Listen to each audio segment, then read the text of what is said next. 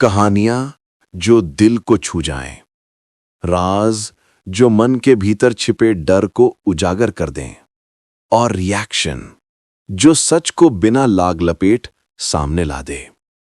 दोस्तों, स्वागत है आपका मलिक रिएक्शन पर, जहां हर कहानी सिर्फ सुनी नहीं जाती बल्कि महसूस की जाती है, जहां हर किस्सा अपनी एक अनसुनी दुनिया लेकर आता है और हर रिएक्शन एक नई समझ का दरवाजा खोलता है। नमस्कार दोस्तों, मैं हूं आपका अपना दोस्त मलिक। दिल से स्वागत करता हूं आपके ही YouTube चैनल पर।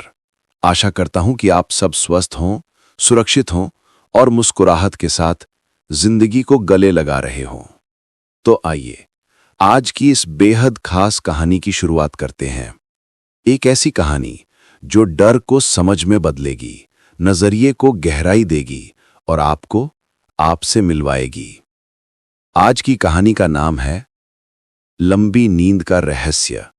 एक ऐसी सत्यगर्भित कथा जो आपकी सोच बदलने की ताकत रखती है। तो चलिए शुरू करते हैं आज की हमारी खास कहानी।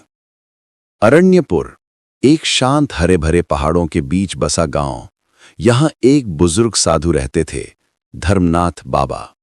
उनकी उम्र भले ही 80 के पार थी, पर चेहरे पर ऐसी चमक जैसे किसी बच्चे की मासूम मुस्कान। गांव वाले अक्सर कहते, बाबा, आपके चेहरे पर इतना संतोष कैसे? आपको मृत्यु का डर नहीं लगता? बाबा बस मुस्कुरा देते और धीमे स्वर में कहते, रात की नींद एक छोटी मृत्यु है और मृत्यु एक लंबी नींद। ये साधारण सा वाक्य लोगों के मन में गहरे उतरता, पर उसका अर्थ कोई ठीक से समझ नहीं पाता। एक दिन गांव का युवा लड़का देवांश दिल में कई डर और आंखों में बेचैनी लेकर बाबा के पास पहुंचा। उसने कांपती आवाज में कहा, बाबा, मुझे मृत्यु से बहुत डर लगता है। ऐसा लगता है जैसे सब कुछ मुझसे छिन जाएगा। बाबा ने उसे पास बैठाया। फिर धीरे धीरे, जैसे कोई अनुभव का दीपक जलाता हो, कहा, आओ देवांश, आज मैं तुम्हें कुछ समझाता हूं। बाबा की गहरी बात। बाबा बोले, बेटा, हर रात जब तुम सोते हो, तुम्हारा शरीर स्थिर हो जाता है, तुम्हारा मन संसार से कट जाता है, तुम्हारी चेतना कहीं दूर चली जाती है, ठीक वैसे जैसे मृत्यु में होता है।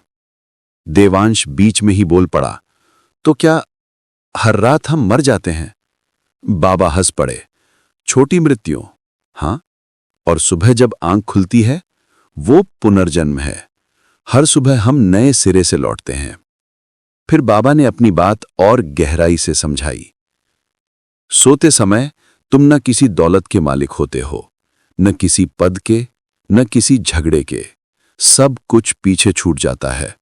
सुबह उठते ही फिर सब मिल जाता है, घर भी, परिवार भी, अवसर भी। इसी को कहते हैं ईश्वर का रोज का उपहार। देवांश धीरे धीरे बात को समझने लगा था। मोह का सच।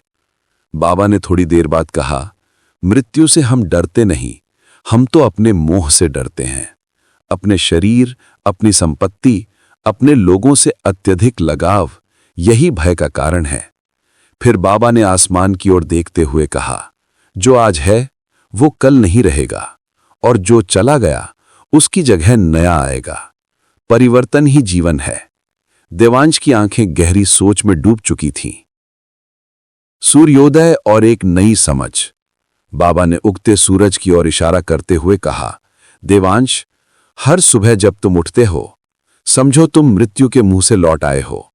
तुम्हें एक और मौका मिला है, बेहतर इंसान बनने का, किसी का दिल जीतने का, कुछ नया सीखने का। उन्होंने मुस्कुराकर कहा, जो रात सोया और सुबह नहीं उठा, उसकी छोटी नींद बड़ी नींद बन गई। वो अब किसी नए संसार में, नए शरीर में जागेगा। इसे ही कहते हैं नया जन्म। देवांश की सांसें हल्की, मन शांत और डर गायब होता जा रहा था।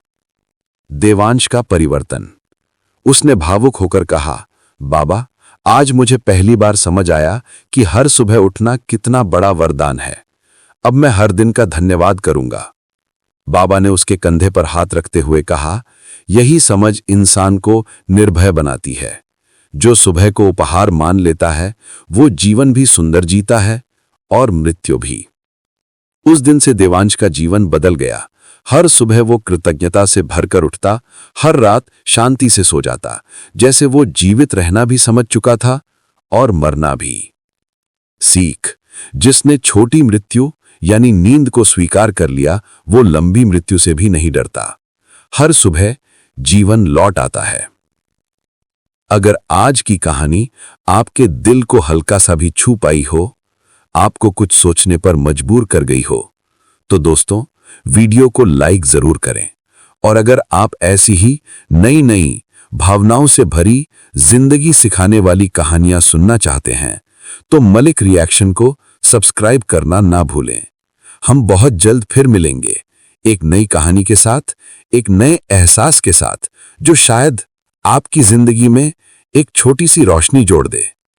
तब तक खुद का ख्याल रखें, अपने अपनों को मुस्कुराते रखें और जिंदगी को शुक्रिया कहना ना भूलें। जय हिंद, जय भारत।